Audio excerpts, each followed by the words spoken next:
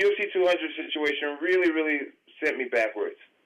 I've forgiven myself for the things that's happened, and I feel like I've done all the right things to get my life back together. I think getting this belt back is just going to set everything in the right direction for people to remember, why I'm an exciting fighter. For people to remember why I'm one of the biggest pay-per-view draws in the sport. It really has nothing to do with Daniel Cormier. Like, I've been in this position so many times, having a kind of an antagonist. For me, it's always been about chasing greatness, and that's what I'm here for. This DC chapter is going to be over on Saturday, and he's just going to be a part of my legacy. At the end of the day, he will be remembered as one of Jon Jones' great contenders. It was very difficult because I had worked hard to try and get the only loss back that I have in my career. With that being said, after the initial shock and sadness of the fight getting canceled, I kind of went back to just preparing myself. As a professional, you have to get back on the horse. I'm excited to have this fight coming up on Saturday and to give my opponent absolutely no way out of saying this is why I lost. Because right now, the storyline is, Jon Jones beat me, Rampage Jackson, became the youngest champion ever, became a guy who made it to the UFC after only training for, I think, 7 months. To delegitimize all that by trying to accuse me of being a steroid user, it's almost hysterical. But I'm so excited because of Saturday, USADA is still fully intact. And I'm going to do exactly what I did last time, but I feel like it's going to be in a better fashion. And there will be no excuse for me winning, but my hard work, my heart, my faith, and my belief.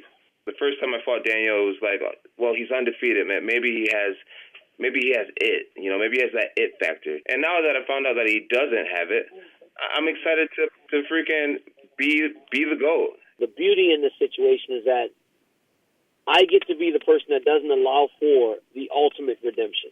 There is redemption in this story. There are things that he has said that is very true. When you have to scrape yourself off the ground and when you're at your lowest point, you look up to a future that can actually mean something. But the redemption is the fact that he gets to go back and compete. The redemption isn't the championship anymore. That's just the reality.